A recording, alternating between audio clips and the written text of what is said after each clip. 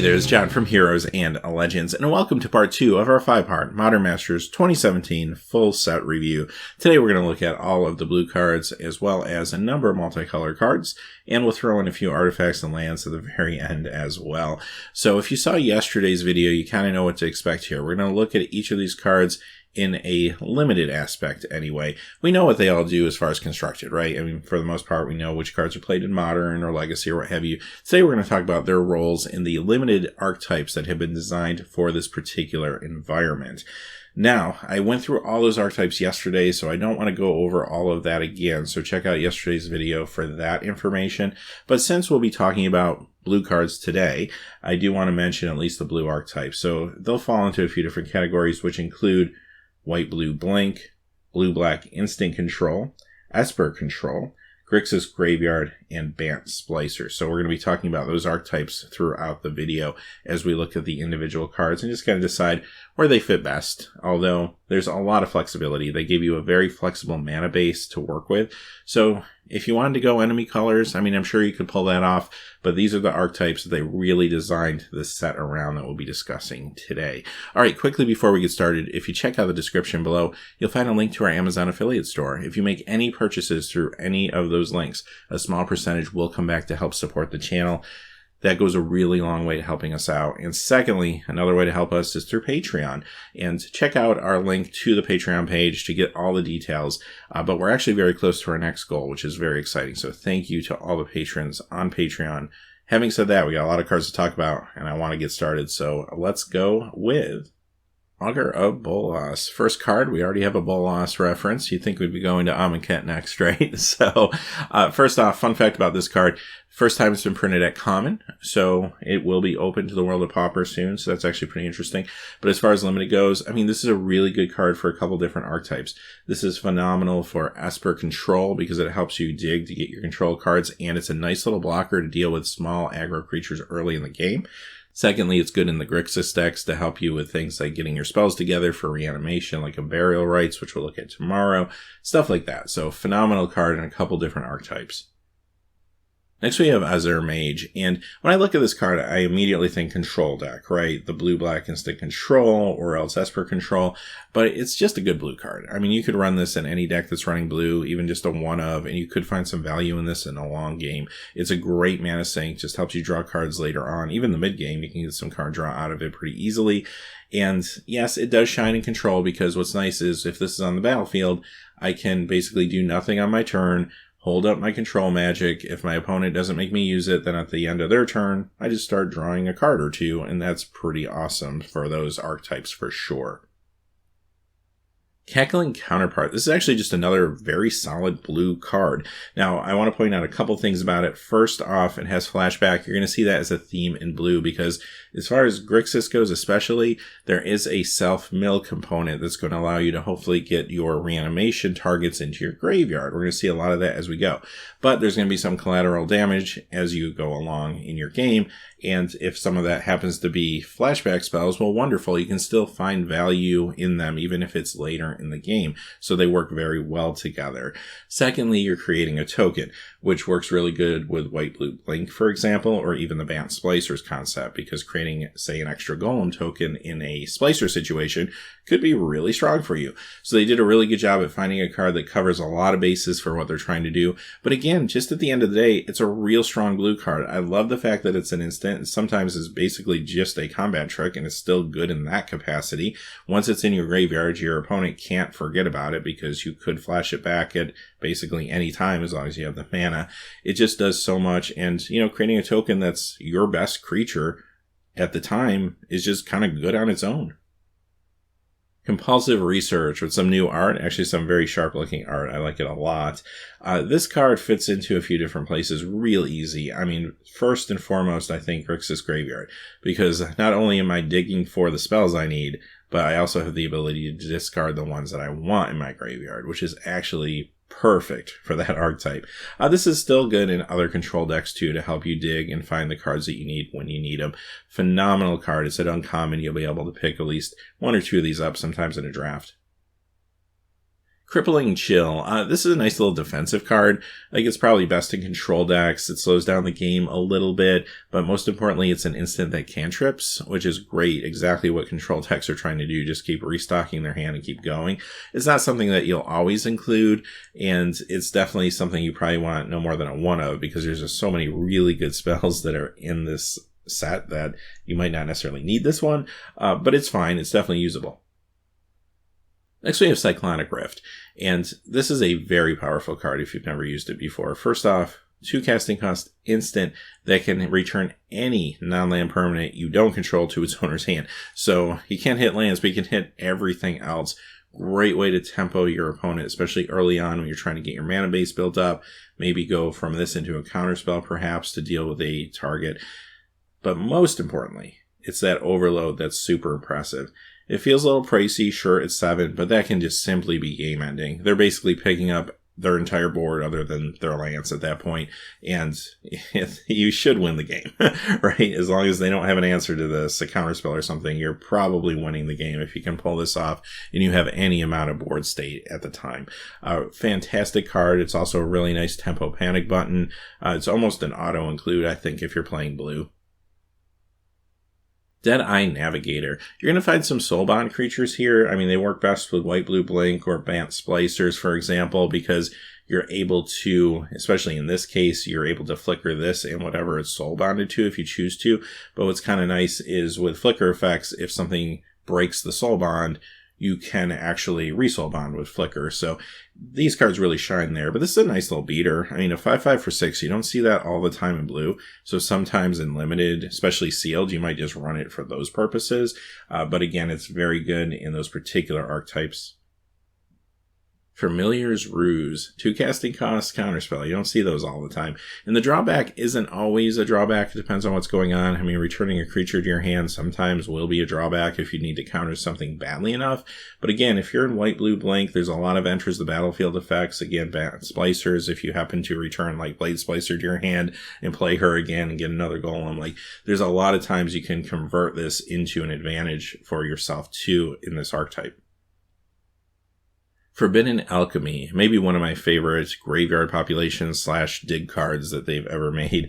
This is really awesome in the Grixis deck because, again, you can look at your top 4 cards, put your creature you want to reanimate in your graveyard, keep the spell you want. It has flashback. You can do it again if you miss later on, or if it gets milled incidentally, you can still find value out of it.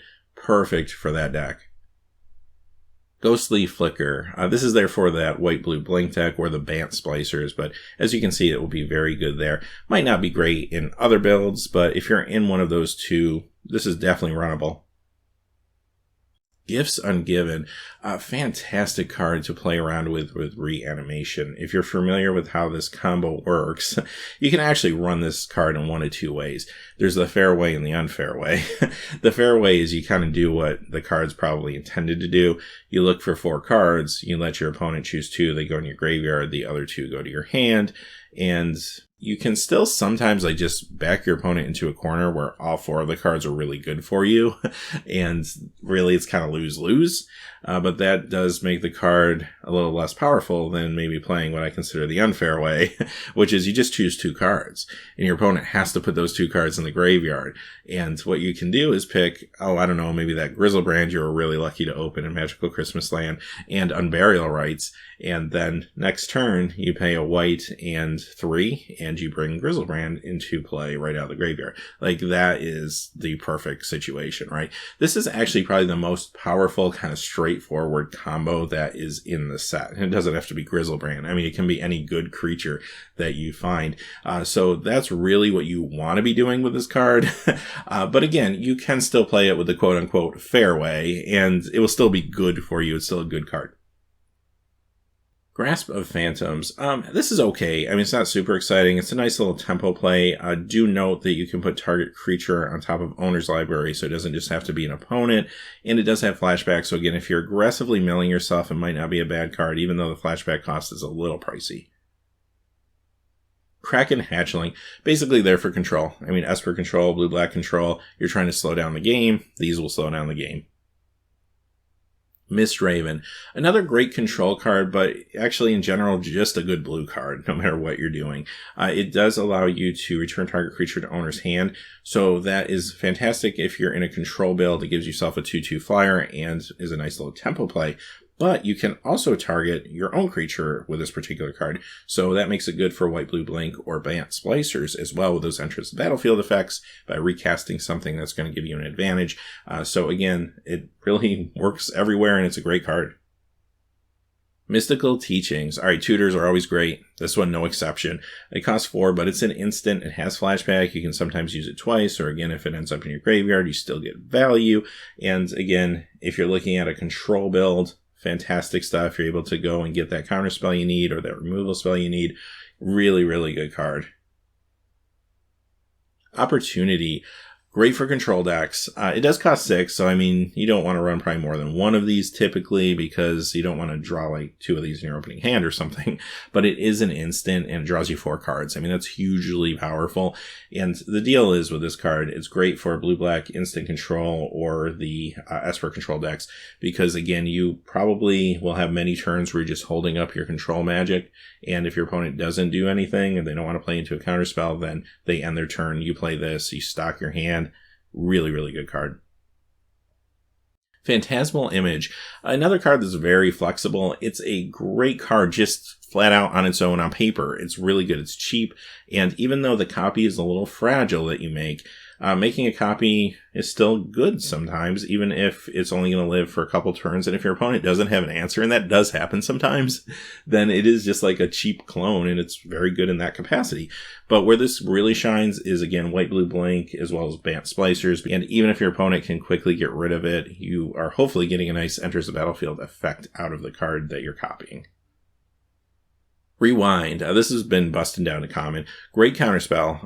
It untaps 4 lands after you use it, so it does set up potentially another counterspell or removal spell or at least a bluff for one of those things, which is great. It really makes your opponent think twice if they even do have the mana to play a second spell that turn. Seagate Oracle, just another way to kind of smooth out your draws. This is a nice little creature. Gums up the board nicely too as a 1/3. Perfect for control decks. And it doesn't toss anything to the graveyard like you might want to see for Grixis Graveyard, but at the same time, it still smooths out your draws. Just a solid, good blue card. Serum Visions. All right, this one's awesome. Needless to say, right? Like, this card sees play in like every modern deck that runs blue, I think, nowadays. It's a phenomenal card in modern, so you know it's going to be phenomenal and limited too. I mean, first off, it replaces itself when you play it, and then you get to scry 2. It just sets up your draws. I mean, we even saw 1 or 2 cards yesterday that were cards that you got to look at the top of your library, and it was dependent on what you found. So this helps set up some of those turns. Even with Forbidden Alchemy, for example, you can set up what's coming sometimes, which makes it even that much more powerful. Or maybe even use it to set it up a miracle, potentially. That could be kind of cool. And even if you're not using it in any sort of tricky way like that, it's still phenomenal. Snapcaster Mage, speaking of good cards, this one is incredible. Of course, you see the new art on it, and it's in the background there, but I would be remiss not to mention the fact that it was upgraded from Rare to Mythic. I talked at length about this when it was spoiled, so I don't want to spend too much time on it, but long story short, I kind of wish they kept it at Rare. I think it would have been fine for the game, and it would have been better for the market stability of the value of this card, and also I don't think they need to do anything to sell any more packs. I think people are buying all the packs, whether this thing was Rare or Mythic. So I kind of wish they kept this at Rare. Having said that, the card is phenomenal. It probably stands out a little more in control builds like Blue-Black Control or Esper Control, right? Because you have more targets for it. As long as you have a fair amount of targets, though, no matter what build you're in, run it because it's a great card. And at the end of the day, I mean, just having a flash 2/1 creature sometimes is very relevant too. Spell Pierce. This one was not spoiled in the week of spoilers. It kind of showed up when they showed us the full set, so it was a nice little surprise. Obviously, going to be better probably in control decks than some other versions, but you're almost always going to find a target for this in this limited environment, I think. Granted, some folks are going to go a little more creature heavy, but it's any non-creature spell. So that includes artifacts or a planeswalker or just anything, obviously not a creature. So you're going to find at some point a target, which makes me feel like I wouldn't mind main decking at least one of these and then maybe bringing a second one in later or taking it out if I felt like my opponent was super creature heavy. I think there's nothing wrong with that. Spire Monitor, a great creature for the control decks. Again, a 3/3 flyer. It can do a lot of damage pretty quick. And what's really nice, again, because it has flash, you're able to do things like search it up with Mystical Teachings, or more importantly, when your opponent doesn't play anything that you need to counter, you throw it down at the end of their turn, and there you go. You got your 3/3 flyer, and you didn't have to put down your defenses. Tandem Lookout, another Soulbound card. So again, you're probably thinking more white, blue, blank, or advanced splicers with this one, but it gives whatever it's Soulbound to in itself, basically the curiosity effect. So pretty nice effect attached to it. It's that common.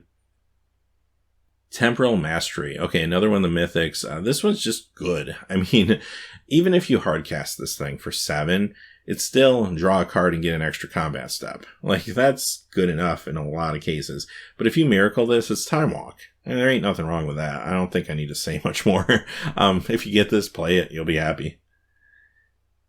Venser Shaper Savant. I was a little surprised we didn't see the Planeswalker Venser in here once I heard they were going to do white, blue, blank. But actually, this card probably needed a reprint even more than that one. So I'm kind of happy we got this. And we got it with the From the Vault art, which looks cool. This is an awesome card. Again, when you see this card, automatically, you probably think control decks. But it doesn't have to be. It's just a good card. It has flash, so there you go. 2/2 with flash. But more importantly, it enters the battlefield to return target spell or permanent to its owner's hand. So it's able to tempo out a spell your opponent's trying to play, or it can tempo a creature or other permanent on the board. So that's even lands, mind you. Or you could use it to maybe even protect your own stuff that could be hit by removal or something like that. The level of versatility behind this card makes it tremendous. Great card. Again, doesn't matter what archetype you're in. Maybe it's a little better in control, but you'll be happy to run this. Wall of Frost. Talk about gumming up the board. This is maybe one of the best ways to gum up the board. This will slow down a game real quick, but if you're in control, sometimes that's what you want to do. Wing Splicer. Well, here's the Splicer that falls under blue. We saw 3 yesterday in white. There's 1 in green, and this is a good one. I mean, even on its own, I pay 4, and I get myself 4/4 power and toughness on the board, 3 of it in the air. Yeah, sign me up. I'm happy to play this card just in a vacuum, basically. But if I'm playing with other blink effects and other splicers, it becomes that much better. Wingcrafter, again, a little bit better in these blink decks than these splicer decks, probably than anywhere else, but it gives something flying, which is a lot of times very relevant. All right, let's move on to some multicolor cards. We're going to start off with Agony Warp. This card is phenomenal, of course, in control decks. It's an instant, and it's a great combat trick. So if you're in combat, and maybe you make 1 block, and you use the -3/-0 in that exchange, so that you're able to save your creature and maybe take theirs out instead of trading, and then on top of it, you just blank another creature with the -3. Awesome card. For 2 mana, a lot of people will walk into this one. They're not expecting it all the time. You don't always see people playing around this. Fantastic card. Dinrova Horror. Another card that has a little bit of versatility to it. A couple ways you could go with it depending on what you're playing. Granted, it's in the Grixis colors, so you start to think reanimation, but on its own, it's still a nice tempo card. I mean, a 4/4 creature, it's a decent sized body for 6, but more importantly, you can make a opponent return a permanent, again, permanent to its owner's hand, so not creature, could be a land even, and then that player has to discard a card. And if they don't have cards in their hand, they're discarding whatever you made them bounce. So there's just a lot of value to this card for 6 mana, but also remember, in a pinch, you could play this on yourself, return something you control to your hand, and discard a card. So if you have that big creature you want to reanimate in your hand and stuck in your hand, this is a backdoor to get it into your graveyard.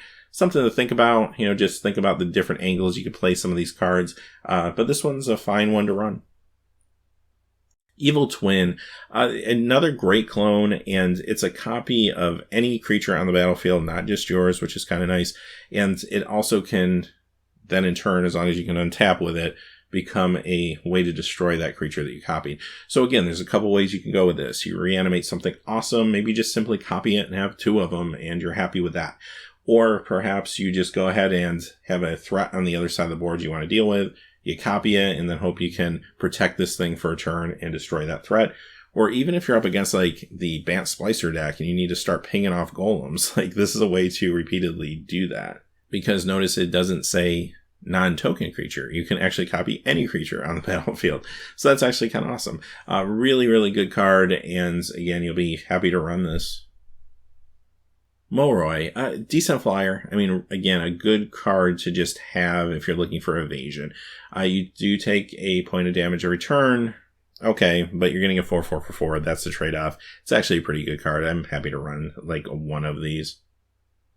Pilfered Plans, another way to stock that graveyard for reanimation and Grixis.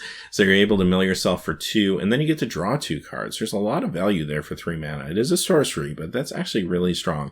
And I guess I would be remiss to mention, too, that some of these cards, anyway, like this one, do allow you to mill your opponent, too, which I don't really think is going to be prevalent because these cards are really more designed to mill you. But it is a 40-card deck in Limited, and there are times where games go long, so don't forget that that could be a backup plan. Soul Manipulation. This one's pretty straightforward. It's actually very economical. For 3 mana, you can sometimes both counter a creature spell and return target creature from your graveyard to your hand. Now, it is a little narrow because if it's not a creature spell, of course, you can't counter it, or if you don't have something in your graveyard, you can't return it to your hand. But it is really good, I think, for 3 mana. So it's definitely runnable. You may have better cards. It might be in your sideboard to start off with, but it's definitely fine. Soul Ransom. This is a card that's actually good, but I will say that it never ends up being as good as you think it's going to be. I've played with this in Limited before. I think it was Gate Crash, if I'm not mistaken. And it's okay in certain situations. Sometimes it's kind of like a win more. Here's the big drawback for me, though. It does put the power in your opponent's hands to decide what's worse for them. And I don't really like cards like that typically, but the decision they have to make is pretty bad for them either way. And because of that, I do think this is playable. But here's the deal. If you want to steal your opponent's creature, you take their creature, and now it's their choice, either to allow you to keep the creature, or for them to discard 2 cards and let you draw 2 and they get the creature back. They're going to obviously pick the lesser 2 evils for them, but those are both pretty punishing. But again, don't rely on this card solely as like your bomb win condition, because it's not going to always be that. It's going to be fine, but it's not going to be treachery. Goblin Electromancer, as we move into some Izzet cards here. Of course, Izzet is going to be more focused on Grixis graveyard mechanics. Now, could you build an Izzet deck? Yeah, I'm sure you could, but they really haven't designed the archetype for Izzet to be, I think, as strong and maybe competitive with some of the other archetypes. But, I mean, the mana base is there. You never know. But first off, yeah, this is great for Grixis because it's going to make your instants and sorceries cheaper. Izzet Charm. No matter what deck you're in, if you can swing the colors, this is awesome. First off, I want to mention they use the promo art, which is awesome. I really like this art. And secondly, this is a super, super economical card and has tons of versatility to it. So if you can swing it, play it. Niv Mizzet Draco Genius. This was actually a mythic, got the call back down to rare, and it's a great card. First off, it's a good reanimation target. So if you didn't open that Grizzlebrand, and maybe you open this is really good. Like, imagine getting this out with Unburial Rites, Center of 4, or something like that. Like, that could be a real decent play. That could be game winning in a lot of situations. So, yeah, this is just an awesome card and does a lot. I mean, 5/5 flying and 6 mana, that's relatively economical. It is in 2 colors, but in this set, I don't think that's going to be an issue for you. And the fact that you can ping creatures or players. Oh, and by the way, if you hit the player, you get to draw a card. So it's whenever this deals damage. So if you ping 1 point at a time, you draw 1 card, you draw 1 card, you draw 1 card, so you're out of mana. Really, really strong rare. Teleportal. Now, when I see this card, I usually think like go wide decks, like your token decks and stuff. But blue doesn't really fit into those strategies. However, remember, the mana base is insane. So if you wanted to, say, work this somehow into like a core Bant deck, but just kind of splash these colors, or even a core Gruul deck and splash the blue, you're probably relatively easily can pull that off, honestly, with this mana base. The overload effect, if you have enough creatures on board, it's game ending. So this is a fantastic card. I mean, it's fine in like Grixis too, just attacking in with one big thing and making sure it can get across.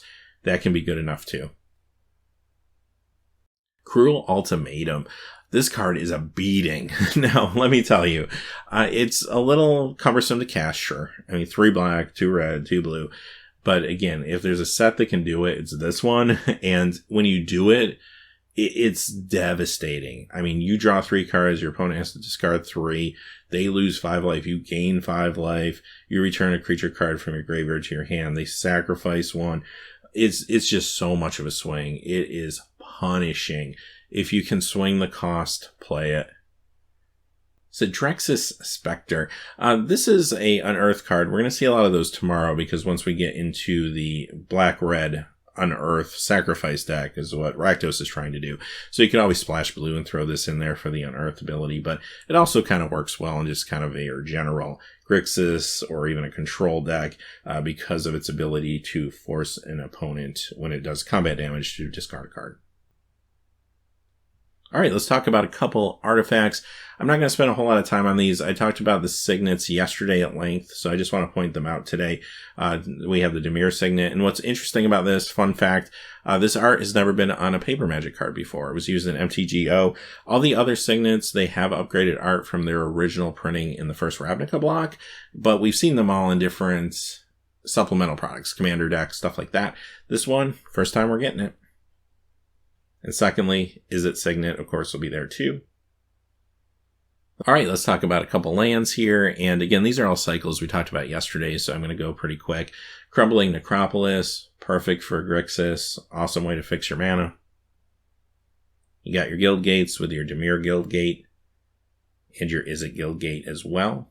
And finally, Scalding Tarn. All right, so I talked about fetch lands at length yesterday, so again, I won't go into details, but this is a real good card. If you open it, you'll be very happy for a couple of reasons. A, it's a very valuable card, and B, it's going to be great for fixing your mana or even populating your graveyard at times, which could matter if you happen to have, I don't know, a Tarmogoyf, or if maybe you have some of the black cards that we're going to look at tomorrow that do allow you to take cards from your graveyard and bring them back to your hand quite frequently. So there's definitely some extra uses for the ability to put this into your graveyard. So having said that, those are the cards for today. So we got through this chapter a little bit quicker. This was a little bit of an odd set to break up, because typically what I like to do is the 5 different colors, and then depending on how the set's structured, I'll usually do a maybe multicolor section and or a colorless video. So sometimes it's even 6 or 7 parts. But this time, the way it was broken up, if I did a part for just colorless, it would be like 5 minutes long because they were just all cycles. And if I did a part for multicolor, it would have been like 3 hours because there's so many multicolor cards. So this was the kind of the best way I figured it out. And I do think timing wise, now that we got through that first chapter, these should be a lot shorter. So I like to kind of keep them moving along. Having said that, we'll see you tomorrow. We're going to look at the black cards. Until next time, thanks for watching. Please remember to like and subscribe, and have a great day. Hey, thanks for watching. This video is made possible by the generous support of viewers like you on Patreon. Check out the description below for links to our Patreon page as well as our Amazon affiliate store, where a small percentage of all sales will also help support the channel. Finally, if you haven't had a chance yet to subscribe, hit that subscribe button so you don't miss any new videos on Heroes and Legends. Talk to you again soon, and have a great day.